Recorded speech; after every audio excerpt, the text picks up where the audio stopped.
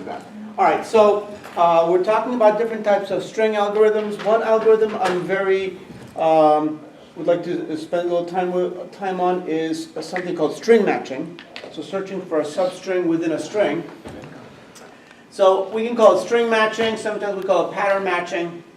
So imagine that you have a string, and then the string can be very long, and then we have a smaller string. Did we talk about this last time? Not yet. I think we just finished last time with LCS. Yeah. I want to make sure I'm not talking about the same thing. Right? Yeah. Did not talk about this yet. So let's say you have a long string, and then you have another string, maybe short string, right? So you're trying to match to see whether the short string is someplace within the longer string. So sometimes you're trying to match two strings that are similar length. Sometimes the string is relatively short, but what you're searching for is relatively short, but what you're searching through is very, very big.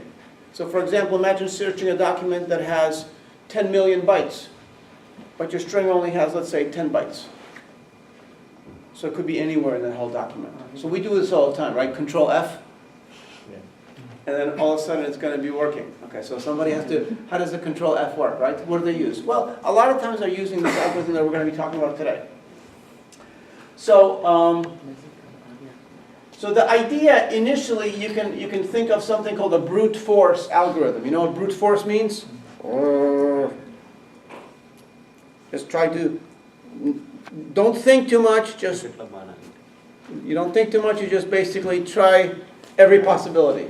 Usually brute force is not the most efficient, usually, it can be, but most of the time it's not, because not a lot of thinking goes involved, you try every possibility. All right, so for example, let's say you had some blocks, like a kid has a blocks. Some blocks have a triangle opening, some have a square, some have a circle, some have an oval, and you have to put the blocks through it. So let's say you have one opening here, and then you have 10 blocks. You try every one of the 10 blocks. Eventually, one of them will work. It's brute force. You try every possibility and see which one works. But maybe we can do some analysis. If we see there's round hole or oval hole, we look at the ones that look similar. We take away the triangle, take away the rectangle, take away the square. So now we have fewer. So now we're going to get our answer, but maybe more quickly. Maybe we do a little bit less work. So the idea of brute force means that we're going to use the worst approach, worst possible approach, by trying every possibility. So if you look at our example, let's say the text that we're searching for example, or the text that we're looking at is this text here. So some number of characters.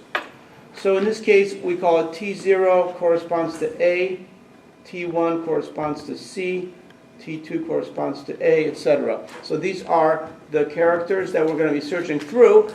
And the pattern that we're searching for, let's say AC. So pattern 0 is A, pattern 1 is, you get the idea, right? So the length of the text is n, whatever that is, some number of characters. And the length of the pattern, let's say, is going to be m. So the algorithm of brute force is to match the first character of the pattern to the first character of the text, second character of the pattern, second character of the text, and you keep going until you have a mismatch. If you don't have a mismatch, then you succeeded. But if you have a mismatch, then what we're going to do is we're going to match the first one of the pattern here, so P0, to Pi, and we're going to match P1 to Ti plus 1, as I goes from 1 to n minus m. Now, n is the number of characters in the text, and we subtract m from it because we can't get too close to an end, right? So, so in this worst case, so basically the idea is very simple. You just kind of go like this. You get this whole pattern here, and you try to go like this. Good, good, good, good, good, bad. Slide 1. Good, good, good, good, good, bad. Bad. Good, good, bad. Good, bad. Good, good, good, good, good, good, good, good, good, bad. Okay, just like that. You get the idea? So the worst case is we compare m characters n minus m plus 1 times. That's basically, we're looking at how many characters are going to be compared. and that gives us m times this many comparisons, so it gives us about mn minus m squared, it should be squared, plus m comparisons.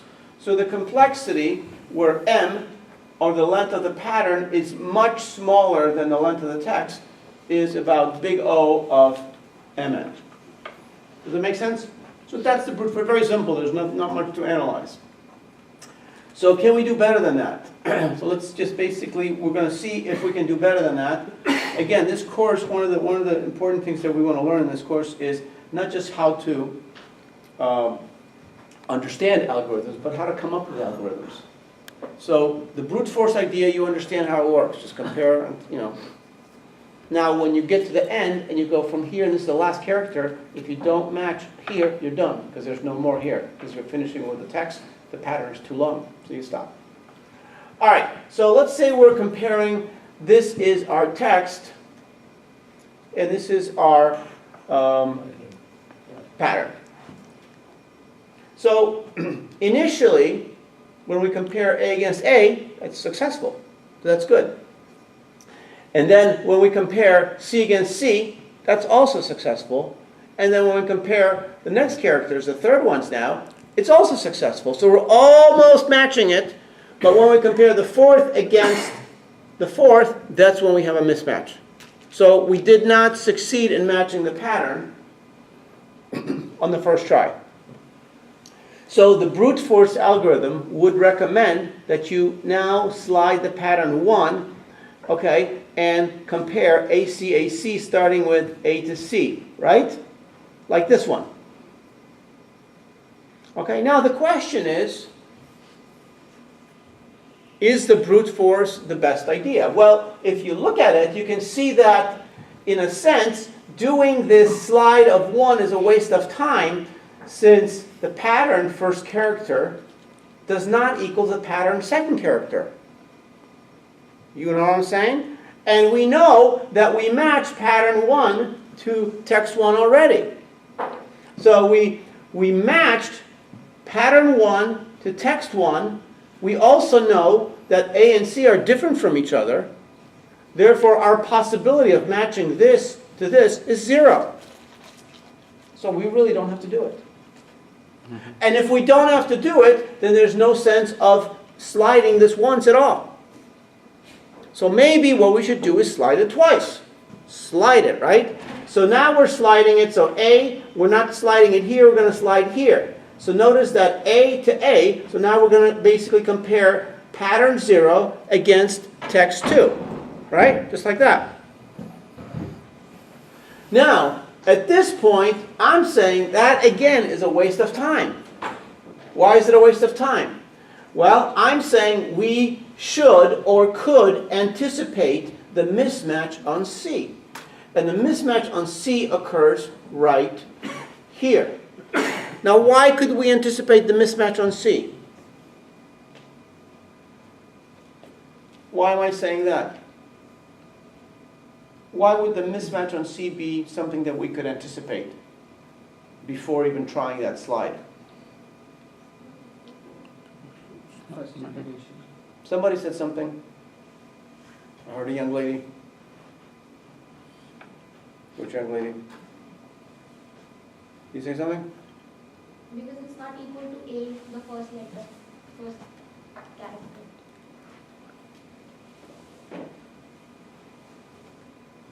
Well, the first one is a match.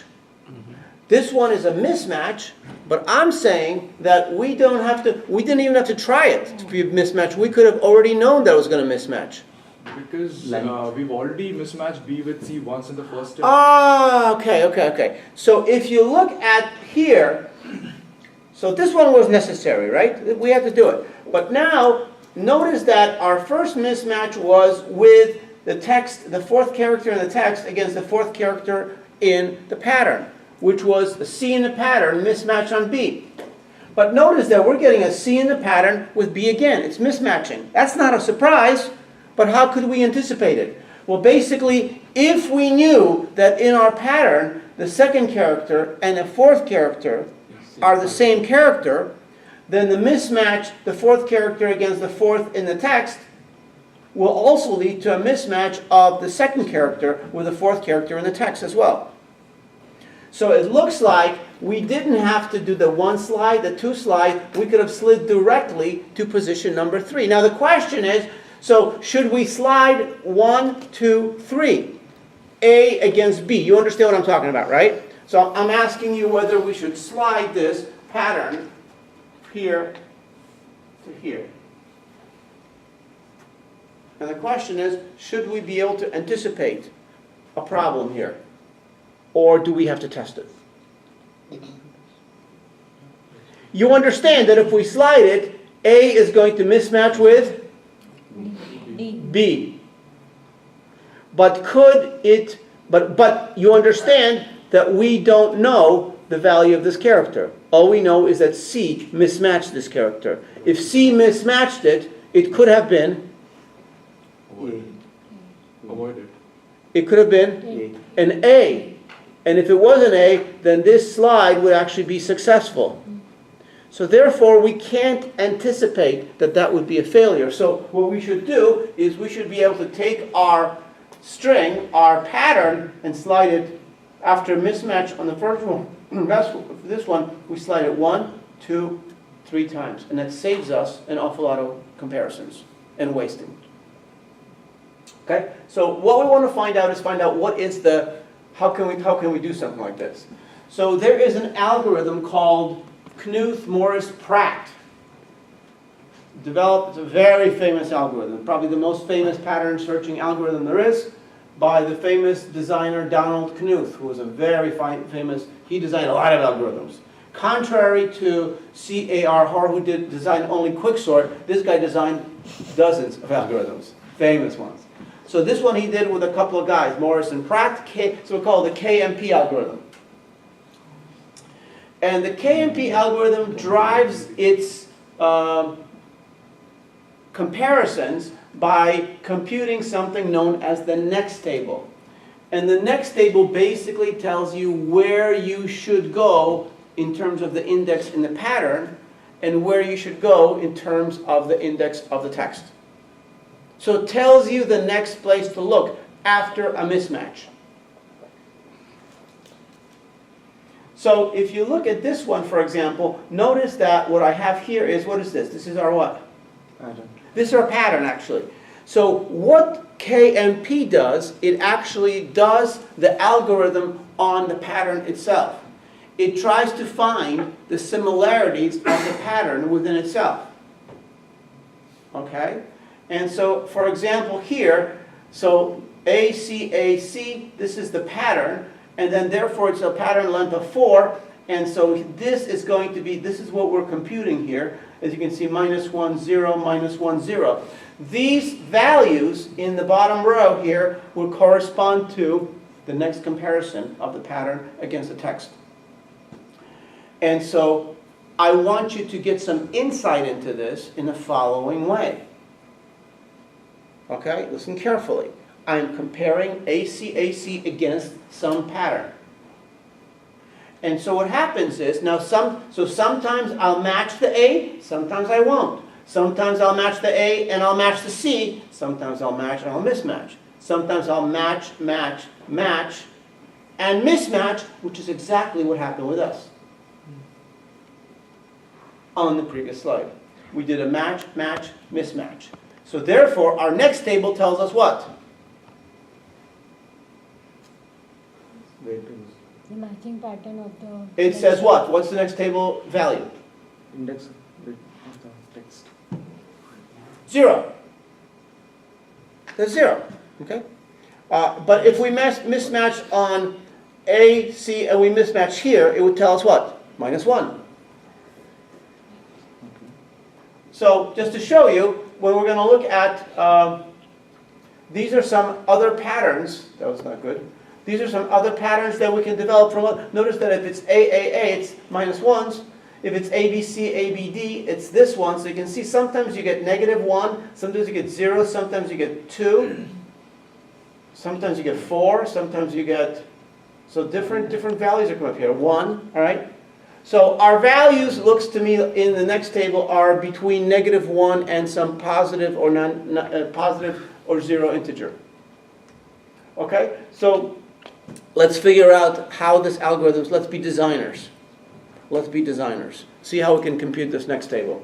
So suppose I am comparing, so now you have to think about two characters. I'm comparing character P0, pattern 0, against some character in the text. I'm going to call it TI, the ith character. Does that make sense? Because I'm always comparing the pattern against the text. And if it mismatches, then I have to do some other comparison.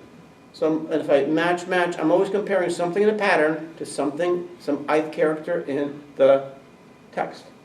So suppose I am comparing the first character in the pattern against the ith character in the text. There's a mismatch. If there's a mismatch, I go to this table. What do I want to do? In case I compare the first character, so in case I'm comparing character 0, P0 against TI, what's my next comparison? Have to be. P1, That's wrong. P1 Ti plus 1. That's wrong. P0 TI plus 1. Yes. So it's going to be P0. We're going to try the first character again, but this time against the next character after the one we mismatched. Because we don't know whether our first character, P0, is going to be a match with the following character. So we got to try it again.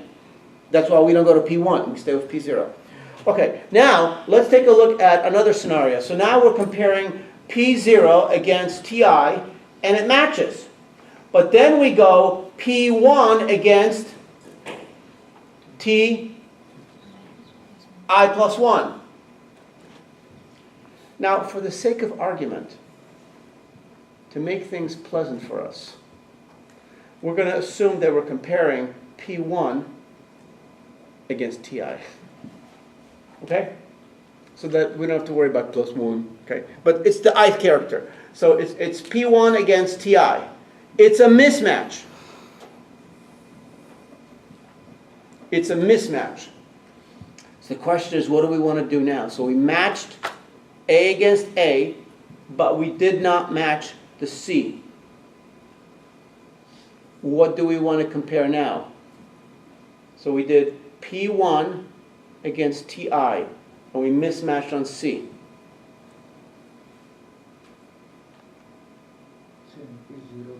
P0 with start TI with the plus pattern 1. again. P0 TI. P0 and TI plus 3 or maybe. No, just imagine that the text is TI. So it's P1 against TI. Where do we want to go? P0 TI plus 1. P0? TI plus 1.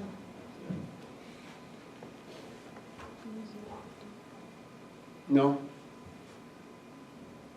P0 P0 TI. TI.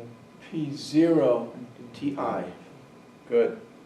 So that means, so we matched the A's, but we mismatched the next character, which is a C. So why do we mismatch the C? Because it's not a C, but it could be an A.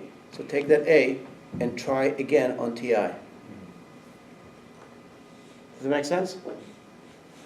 Okay, see, this is more interesting than you thought, right? Okay, so now let's imagine that we're comparing A, C, A, and we match, and mismatch on this A. So we have an A to A, C to C, and an A to a mismatch. So we'll pretend we're matching pattern 2, P2, against TI.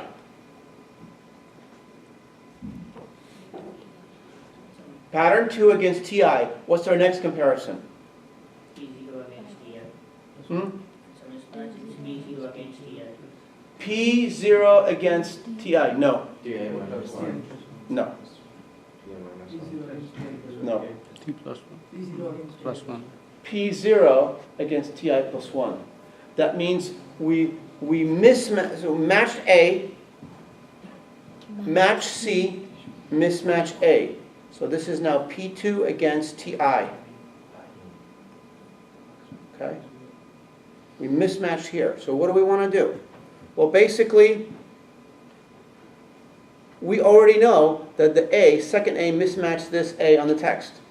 So there's no hope that the first A is going to match that TI. So we're going to go P0 against TI plus 1. Now, what I want you to see is, see how those two minus 1s are here? They have to be telling us the same thing. So can you tell me what minus 1 means? Based upon those two, can you generalize what minus 1 tells us?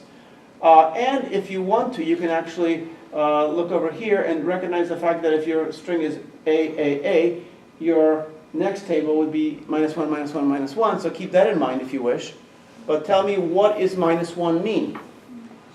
Think about all the possible ways you get a minus 1 and see what's the same in all of them in terms of the next comparison.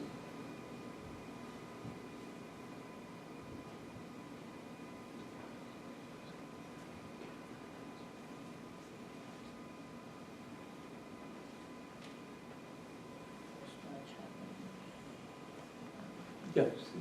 So if there's a mismatch at that, then compare the next character of the string to the first character of the pair. Yes. Yes. So if there's a mismatch, what we always do is we take the pattern back to the beginning, which is P0, and we go to T I plus 1. Think about it. If we have A, we match, match, mismatch. Well, that means there's an A, and it's not an A. Since my first character is an A, I have no chance of matching the pattern 0 to the mismatch, because that was an A also. So therefore I have to try P0 to TI plus 1. Go to the next one. So that's good. So that's what minus 1 means. Now let's see what happens in the case of our example, where we matched A, C, A, but we mismatched on C. So we had match, match, match, mismatch. So that means the character we mismatched is not a C. It's not a C. Could this character be an A? Yes. So we will then slide the pattern P0 over the existing TI. So we're not going to move TI because we have a chance of having P0 try to match that character. But if we go match, match, mismatch, then we are not going to compare P0 to TI, because TI is an A and P0 is an A. That's not going to have a chance. So that's why I will go to P0 against TI plus 1. Okay, so now let's take a look at the other patterns here. And you can sort of see what's going on here. So now we have a pattern ABC, ABD. Notice that we have minus 1, 0, 0, minus 1, 0, 2. So let's see what would happen here. So let's say I match, match, match, match, match, mismatch. So now I compared 5 characters which are perfect matches, but I mismatched on the 6th one. P0 TI. So I'm going to go with P0, and that's incorrect. That's not the best decision. We can go further than that.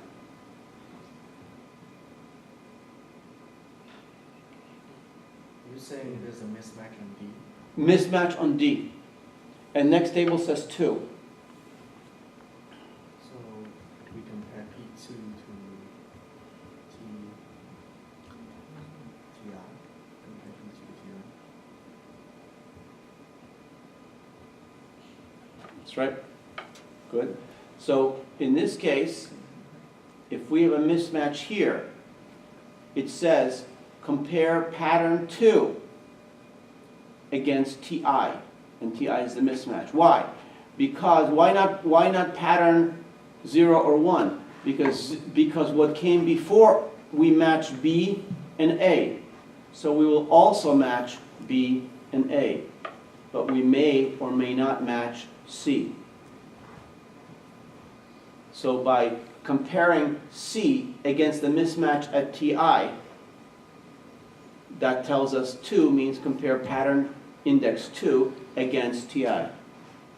So in general, the next table says if your value is a 0, 1, 2, or any positive integer, compare pattern sub I, those non-negative integers, against TI. But if your value is a -1, compare pattern 0 against TI plus 1. Okay? So this one, so non-negative numbers say this is the index of P. Also, -1 also means that the index of P is also 0. But the -1 also indicates that TI should move to TI plus 1. Whereas all of the non-negative values means that TI should stay the same. And that's the way of interpretation. Do you see why this last one is a 4, for example, here? Because if we mismatch here, it says try element 4. 0, 1, 2, 3, 4. You're going to compare this against the mismatch because look what came before B. A, B, C, A. Look what came before B. D. A, B, C, A. So it tells you if you've already matched A, B, C, A and you mismatch on D, now try B against the mismatch here. You don't have to bother matching things up. So it skips the matches which we know are going to happen. So the KMP algorithm skips the matches which we know are going to happen, and it skips the attempts to match where we know they're not going to happen. That's what makes it a really smart, clever algorithm. It took 3 geniuses to put it together: Mr. K, Mr. M, and Mr. P. Okay, KMP algorithm. Okay, so let's take a look at how we compute. So this is how we compute the next table. And so basically, so the next table, notice that the next of 0 is always -1. It's always -1. Well, why? Well, if you have a pattern that only has one character, which is P0, if you mismatch it, you have no information other than you mismatch against TI. So try now P0 against TI plus 1. Always, always, okay? So if you mismatch on 1, on the character 0, so it's always going to be -1. Now we put a value as K, we put a value into K of -1, that's our initial possible value, and J is going to be a value that's going to be moving through the string. So J, notice that in this loop, J is going to be constantly increasing. And J is going to be processing the entire string, which is the pattern. So notice that here we compare the pattern against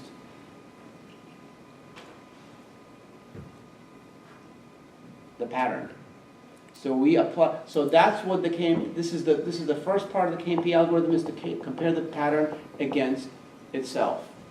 So J is the index of the pattern we're beginning with, even though next zero is equal to -1, as expected. J goes to 0, while K is not equal to -1. Is it equal to -1? Yes. It is equal to -1. So we don't do anything here. And so therefore, we go to K goes to what?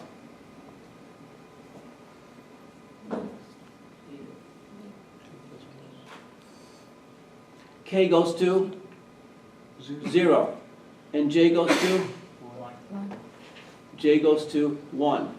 Now we check if Pj equal Pk. So we're comparing P1 against P0. So we're checking the second character against the first character. If they are the same, then Nj gets. So that means if the first character is an A and the second character is an A, what does the next sub 1 get? It gets next of 0, which is -1. So the second character is the same as the previous character. It gets the same value of the next as the value of the previous next, which is in this case would be -1. Now, if these two characters are different from each other, that means this condition is false, that P1 does not equal to P0. So in that case, next 1 gets the value of K, which is 0. So if the second character is different from the first character, we get 0, which means on a mismatch, you want to compare the first character in the pattern against the current character in the text. Because we mismatch on a different character, it's possible we'll match the first character of the pattern against it, even though we mismatch the second one. But they're different, so you have a chance to match. So if our string is ABC, okay, so what's the value of next one? Next one is going to be what? 0. 0. So, okay. And what's the value of J? J is equal to 1, and K is equal to 0. Now, so J is going to be until the length of pattern, so we're going to come up here. K not equal to 1. True or false? True. That's true because K is equal to 0. And PK not equal to PJ. Are they different or are they same? Different. They are different because this is P 0 against, P1. so ABC is different, okay? That means K is equal to next of K. Next of 0. What's the next of K? Next of 0. Minus That's 1. the next of 0, which is Minus 1. negative 1. And now we're going to go to K++. So this is K not, so that's going to be, next of K is equal to K. So that's going to be negative 1, correct? So, so next of 0 is negative 1. Condition is false. So now we have negative 1, and now we're going to go to 0 against 2. 2. We never, J never goes back. 2. So 0 against 2. Now, I said ABC. So if it's ABC, then condition is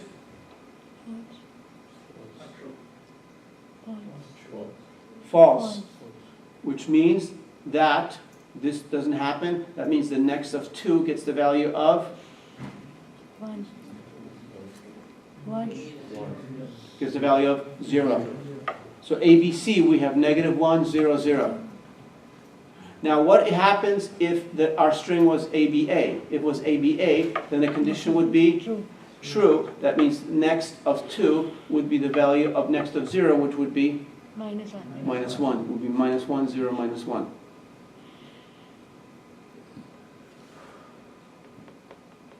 Okay?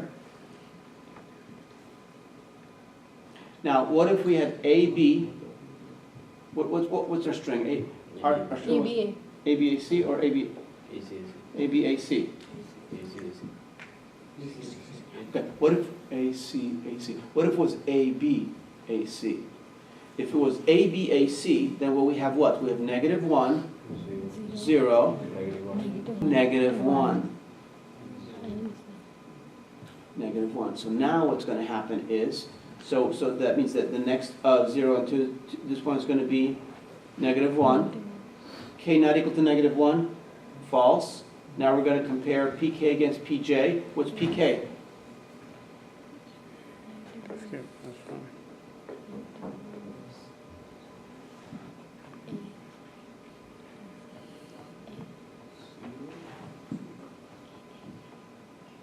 Going to be 0. So we're comparing P0 against PJ. What's the value of J before we go to the fourth character?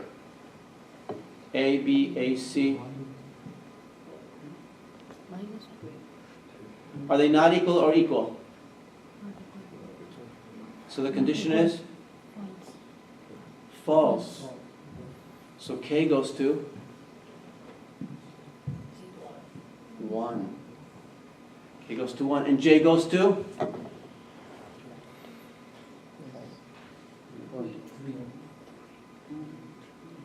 So now we're comparing 1 against 3.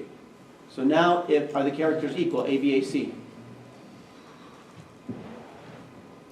No. A, B, AC. A, C. So No. we're comparing which one? B against C. Equal or not equal? Not equal. Therefore, next of 3 gets the value of Minus 1. One. Positive 1.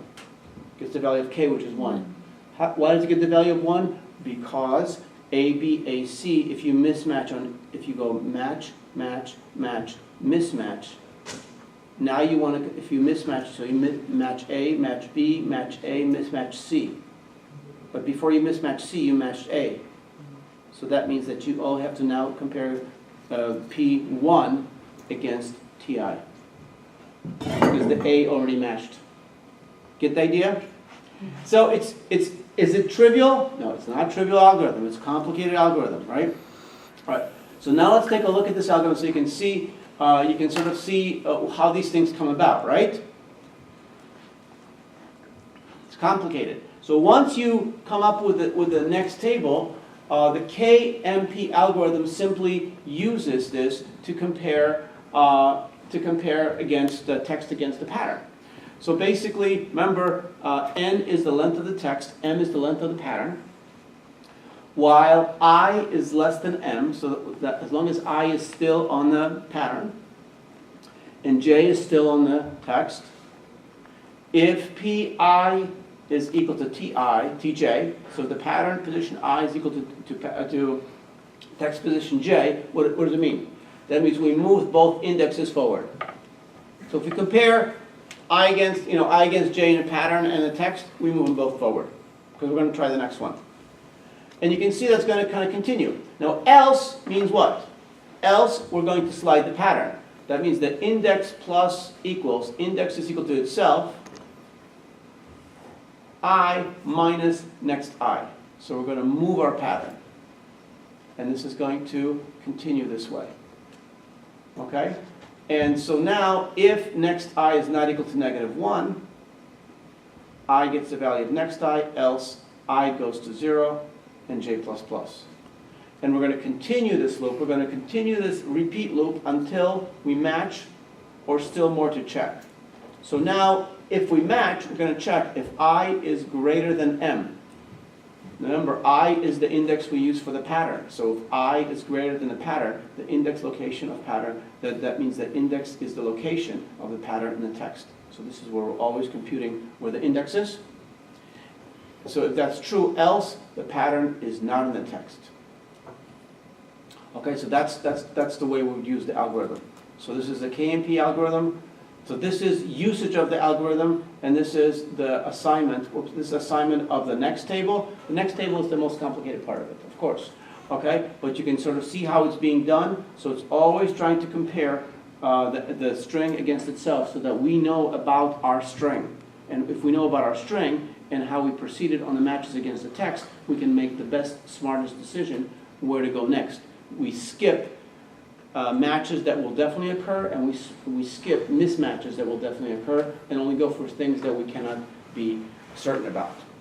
Okay, so that's KMP algorithm. I want to look at another algorithm which has to do with strings,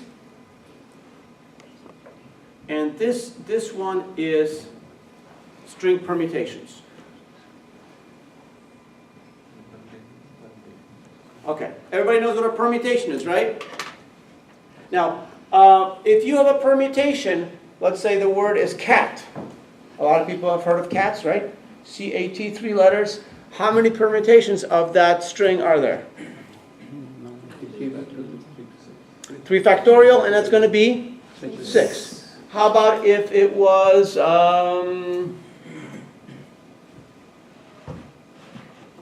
let's say, clock? You think it's 5 factorial, and there are 5 factorial permutations. Because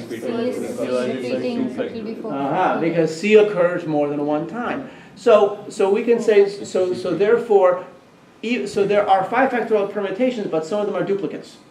So we have to remove some of those permutations. So if we look at these permutations, basically, you see these are all the 6 permutations. So you basically start with C, and you have AT or TA. And that's it, with C in the first position. Then you can have A in the first position, you have If you're A in the first position, you have CT or TC, and that's it, A in the first position. And finally, if you put T in the first position, then you have CA and AC, that's a 6. Okay, so now if you have a word that doesn't exist, which is called TCAT. TCAT is a cat that enjoys drinking tea. But you can see there are 2 T's in there. So what I'm doing is I'm writing all the permutations and I'm trying to give them some kind of highlighting so you can see TCAT and TCAT are occurring again when I do the same pattern, basically fixing T and permuting all the cat values. So the T is going to have 6, right, permutations of cat. Then I will have C followed by all the permutations of TAT, okay? Then I will have A followed by all the permutations, etc. And so you can see that the star indicates the first occurrence of a permutation, and the little minus sign is reoccurrence or repetition of the permutation. So if you take away all of the repetitions, notice that we start with how many? 1, 2, 3, 4. So it's going to be 24, right? Because that's the obvious one. So we're going to have 1, 2, 3, 4, 5, 6, 7, 8, 9, 10, 11, 12. So how many permutations do we end up with? Unique permutations? 12. So it's 24 minus 12 is going to be 12. Okay. So the most permutations you can have with 4 different characters is 4 factorial, which is 24. What's the fewest? When does that happen? If all the characters are the same, it's only actually going to have 1 because it doesn't matter what you do. Okay, so this is an algorithm for computing the permutations in a Java algorithm. So basically, you guys are familiar with recursion in programming, right? Now usually in recursion in programming, we have a recursive method, like for example here I'm calling this recursive method permute all. So permute all calls permute all. But this permute all has a string buffer and then it has a counter. A lot of times in recursion, we have to have a counter. And that counter either goes down to 0, and that's a base case, or it goes up to some value n, and that's a base case. So it's either increasing towards a base case or decreasing towards a base case. In my example, it's doing what? Can you see? Look at the base case. It's actually increasing to the base case because you can see in the recursion I am increasing the value of k, and I'm saying if k is equal to the string length. So this is actual working algorithm. So you guys know what a string buffer is, right? String buffer is like you can use it as a string in Java so that you can move around characters in that string, change them. You can't change an actual string object, but you can change a string buffer object, exchange values. So what I do is, normally people don't like to call with some kind of a counter because we don't care about the counter, we just want you to do the algorithm. So a lot of times people just send a string buffer like cat or tcat or anything, or a kayak or whatever you have. So if you send me a string buffer, that string buffer has a length of dot length, whatever it is, right? And so what I'm going to do is I'm going to say permute all, send you the string buffer, but then I'm going to start the counter. So this is called the helper method. We call it exactly once, and it's not recursive. It just sets it up so the user can make a simple call. So once I do that, I give you the startup counter, and then the 0 comes here. And as I proceed through the recursion, it's going to, every time I recurse, it's going to increase this. But initially, the value of k is equal to what? So let's just imagine that we have our string buffer comes in with a value of cat, cat, cat. So what's going to happen is k equal to s dot length. That would be the case where k is equal to what? K is equal to 3.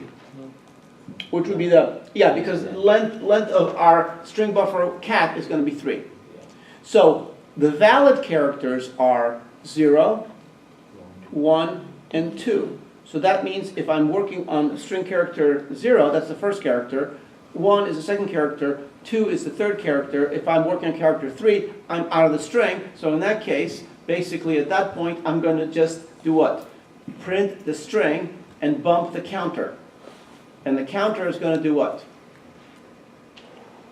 Counter is just going to be counting how many of these strings there are going to be. So I'm just going to be counting. So basically, if I have so essentially the string is growing, but when I get to 3, it's a base case. And it's a base case that we finished processing. There's 0 to do. We did 1, we did 2, we did 3. There's 0 to do, print it. Okay? So now, so in the case of tcat coming in, clearly k is just equal to what? 0. K comes in 0 from the helper function. So now what's going to happen is the condition is false, and then I'm going to go as I, and I is going to be my variable, is going to go from 0 to 2. 0 to 2. So 0 to 2 by 1, I'm going to exchange in the string k and I. Well, what's the value of k? 0. What's the value of I? 0. So I'm going to exchange k and I, and then I'm going to do all the permutations there.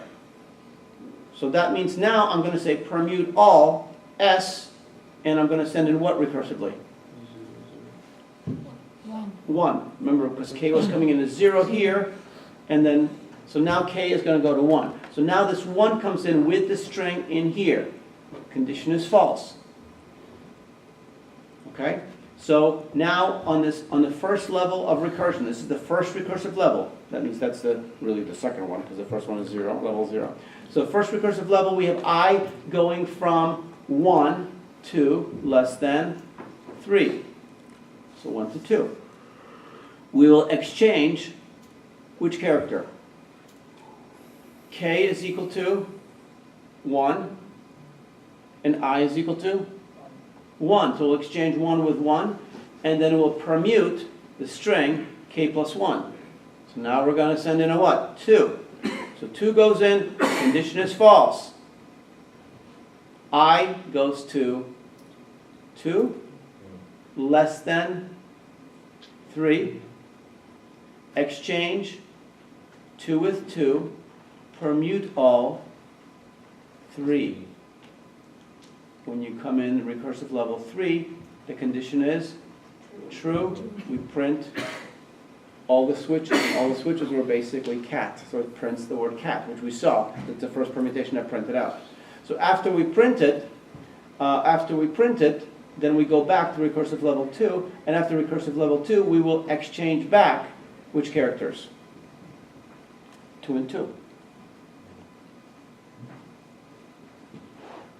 And now what are we going to do?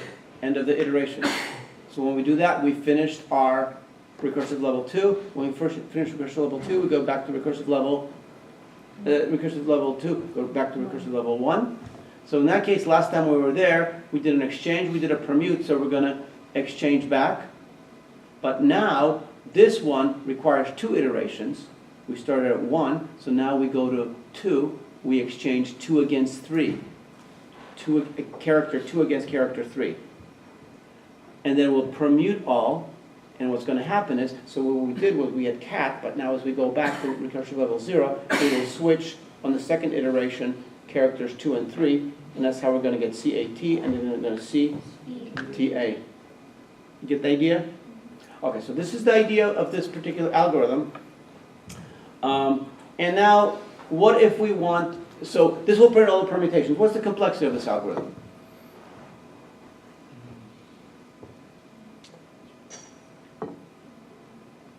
Let's say this is the characteristic operation, which is a very reasonable characteristic operation. What would be the complexity of this? Should be n factorial. N factorial. Right? Because it will print as many times as there are permutations, not checking for duplications. Okay. All right, so now we have, this is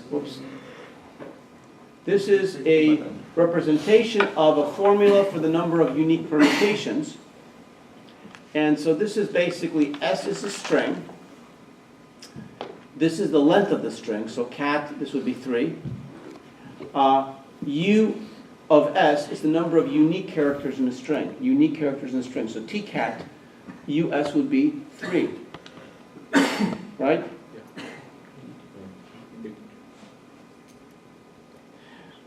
And for example, in the word AABA, US would be 2. So you get the idea. L1 is the first unique letter, L2 is the second unique letter, and LUS is the last unique letter. So what we're going to do is, this is a pi, and a pi represents what, mathematically? It represents a product. So times, times, times, times, times. And this is a summation that represents a sum, plus, plus, plus, plus, plus. So what we're going to have a product of these, and these are binomials. So it's going to be the length of S minus J going from 1 to I minus 1, this is I now, times L sub J. That means the number of characters of type J, binomial into L sub I. Now you'll see, I'll show you an example of how that's being utilized. So what we have is, so in this example, let's say this is our string. So the string is ABC, blah, blah, blah, all this kind of stuff in here. Now, you understand that the number of permutations in this string is equal to the number of permutations of any other string, which is a permutation of this string. Does that make sense? So the number of permutations of cat is the same as the number of permutations of tac, T-A-C. Okay, so therefore what we're going to do is we're going to sort the S into the characters. So A, there are 2 B's, there are 4 C's and 2 D's. So basically, this is just a permutation of that. So this is S prime. It's the same characters, but they're sorted so that we know how many occurrences are of each one. So now what we're going to do, we're going to try to count the unique permutations. Let's see if I can do that a little bit bigger. So what we're going to do is notice that we have a total of 4 unique characters. So US is going to be 4, and that gives us 1, 2, 3, 4 products. So what we do basically is we take the number of characters in the string S prime, which is the same as S, by the way, and we will subtract the number of characters as J goes from 1 to I, which are the unique characters. Since this is I is equal to 1, okay, then I minus 1 is 0. That basically takes no characters at all. So therefore, 11 is the total number minus 0. And then we do a binomial coefficient over 3. So this gives us 11, choose 3. 11, choose 3, simplified. The next one, we take 11 and we take away, so now when we go to I is equal to 2, we're considering letter B. And letter B is going to be 11 minus 3. What's 3? 3 is all the unique letters before that, which is 3 A's. So it's going to be 11 minus 3, binomial coefficient of 2, because there are 2 letters, B. For the third letter, we're going to have 11, but now we're going to take out all the unique A's, all the unique B's. So 3 A's, 2 B's makes 5. So it's the sum of all the unique A's minus the sum of the unique B's over the number of unique C's. So that gives us 11 minus 5, which is 6, choose 2. And finally, when we get to D's, since there are a total of 11, we'll take away 9, because all the A's, all the B's, all the C's, over 2. And we get 2 choose 2, which is equal to 1. So now, when we multiply this out, this ends up being 69,300. So 69,300 is the number of unique permutations that we have in this string, which is a lot better than 11 factorial, right? Which would be a lot more. Okay? How much would 11 factorial be, roughly? What's 10 factorial? Roughly 3.6 million. So 11 factorial, 38, 39, 40 million. So 40 million, but only 69,000 are unique. So this gives you the limitation. Okay. And so what I did was I also created an algorithm which is very similar to our previous algorithm, sorry. And this one gives only the unique permutations. Very similar one. And of course, if we count this as a characteristic operation, it's going to make a big difference, because basically now that characteristic operation will only execute the number of times that equals to the unique number of permutations, which is substantially different. Okay, so what we have here is we have a helper method, same as before, same as before, same as before, same as before. Okay, all that's the same, it's the base case. Now the recursive case is that we haven't gotten to the end of the string. If we haven't got to the end of the string, then we're going to start creating letters to be a set of characters, and we're going to create a new hash set of characters, And then we're going to do the loop as before, int I equal to k, I less than s length, I plus plus. If k is equal to I, if they are the same character, or if the character at I is not equal to the character, and our hash set does not contain the character at I, only under those three conditions are we going to start the recursion. So basically means if k is equal to I, that means if they're the same character, we're going to make the exchange. Because we have to always make the exchange of the same character against itself to move forward. Okay? And we're also going to make the exchange if the characters are different. So for example, if I have tcat, by the time I get t, c, a, t, notice that tcat have different indexes, right? This is index 0 against index 3. Notice that k is not equal to I, but the characters are not equal to each other, are equal to each other. So therefore not equal to each other is false. So what does that mean? What am I going to do? This condition will be true. The condition will be false because they're different indexes. But this condition, character at I not equal to character at k, will be false. Why? Because they're the same character. So switching t in tcat from the last t is going to give me nothing more than I've gotten because I already switched t with itself. So I'm not going to switch t with another t because that's going to give me the same thing as before. So if the characters are different indexes, and they are the same characters, or they're the same characters and the letter is already contained in the set. So this is the case that if they're the same character, of course they're going to be matching. Of course they're going to be matching. So in that case, we're going to recurse because we need to count that character. But if they are not the same character, if the characters don't match each other, okay, they don't match each other, and the letter is not contained here, then we're going to do the recursion. So this will cut a tremendous amount of work from computing the permutations, because it's only going to happen for those cases. Okay? And all we're going to do is each time we switch, we're going to switch this letter. So if we switch the letter once, we're not going to switch that letter again. It's not going to do us any good. So we keep track of the letter. Notice that this set is a local inside this recursive one, so that it's going to be, the set is going to be replicated for every single one of the substrings. Okay. So now I did a little bit of analysis just for fun, because I know how much you guys like analysis.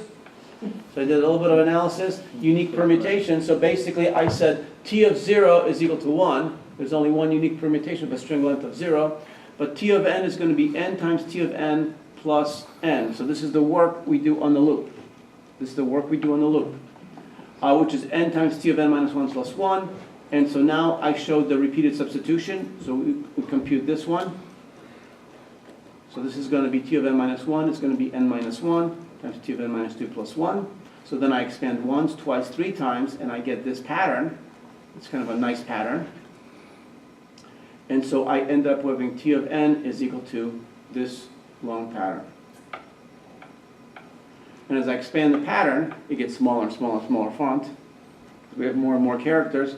And so what you're seeing here is that I have n, n minus 1, n minus 2, n minus 3, t of n minus 4, plus n, n minus 1, n minus 2, n minus 3, plus n, n minus 1, n minus 2, plus n, n minus 1, plus n.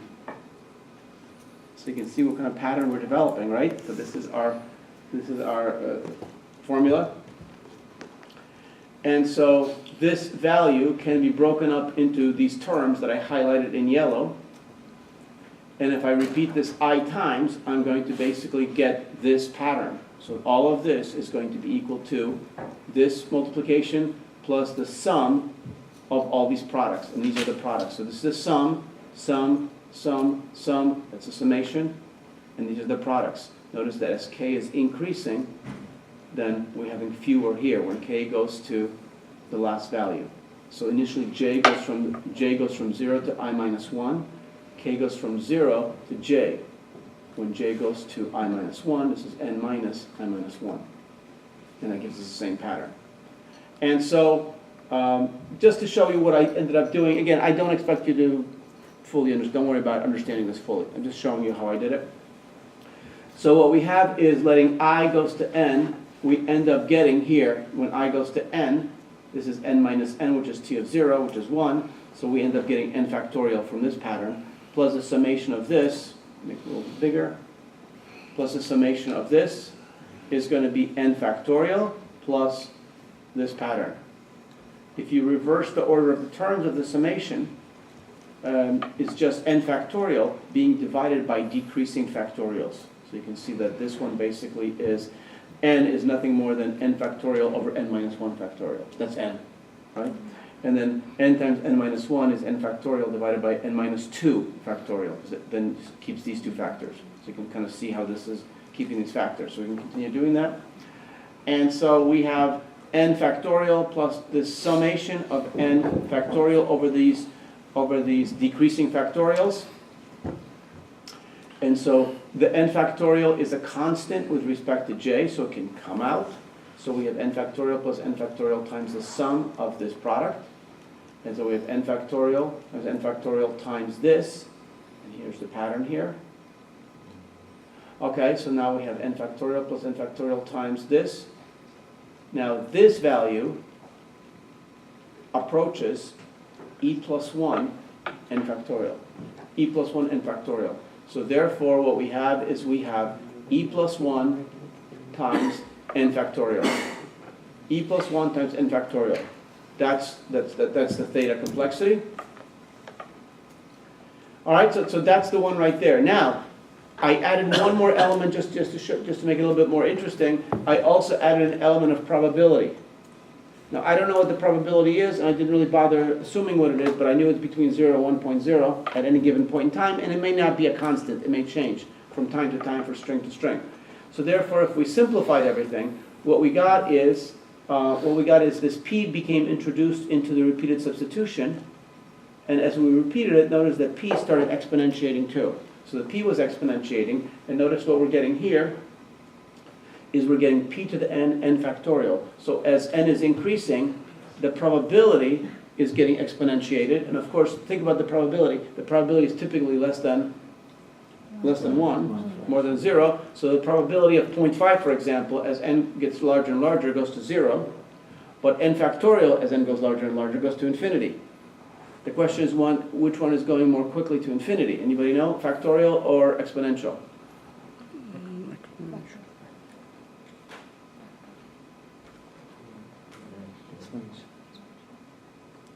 A lot of controversy to think about it.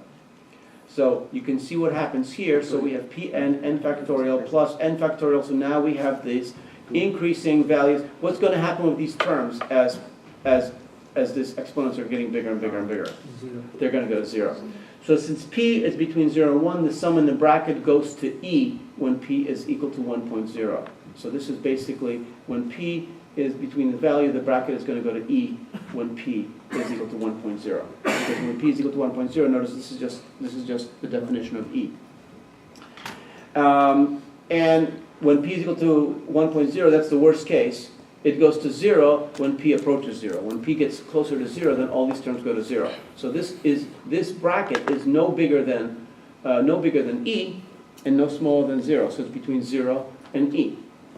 So now let's c equal the value in the bracket. If c is the value between 0 and e, so we have t of n is equal to p to the n plus c n factorial. So basically we can see that it's basically p to the n factorial. So the worst case occurs when p is equal to 1, because then p of n is equal to 1 and c is equal to e, and then we get the worst case is e plus 1 times n factorial, which is what we got here. Same values. Okay? So you can see that I'm going to show you that's too hard to see. So basically, so we can see as p, this is going to be the worst case when p is 1.0 and c is equal to e. Okay.